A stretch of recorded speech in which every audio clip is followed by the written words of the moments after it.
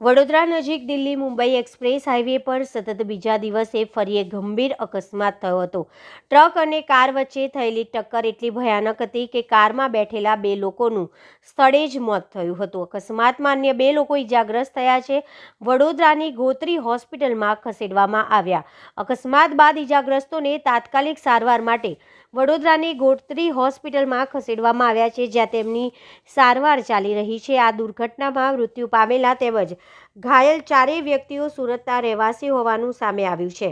સુરક્ષા અંગે ફરી પ્રશ્નો। ઘટનાની જાણ મળતા જ પોલીસ સ્થળ ઉપર પહોંચી તપાસ શરૂ કરી। સતત બીજા દિવસે એક્સપ્રેસ હાઈવે પર અકસ્માત થતા મુસાફરોમાં ચિંતા વધતી જોવા મળી રહી છે અને માર્ગ સુરક્ષા અંગે ફરી પ્રશ્નો ઊભા થયા છે। કેટલા લોકોના મોત છે અને શું આખી ઘટના હતી? 2 લોકોના મોત થયા છે અને સમથિંગ 8 વાગ્યાની આસપાસ આ ઘટના બની છે। કઈ રીતની આખી ઘટના હતી? હવે ટ્રક હતો સાહેબ, એ બીજી લાઈનમાંથી ત્રીજી લાઈનમાં આવ્યો, અમે એની પાછળ હતા, એને ઓવરટેક કર્યો ને એટલે અમારી ગાડી અથડાઈ ગઈ। ઓકે, અને કોનું મોત થયું છે, શું નામ છે? અશ્વિનભાઈ પટેલ અને મેહુલભાઈ ગુલાણી। એ બંને એક જામનગરના છે, એક અમરેલીના છે। આ મૂળ ક્યાં રહેતા હતા? બંને સુરતના હાલ નિવાસી છે। અને જે ઈજાગ્રસ્ત છે એમાં કોણ? ઈજાગ્રસ્તમાં છે પ્રશાંતભાઈ ધામેચા અને ઉમેશ વિરાણી।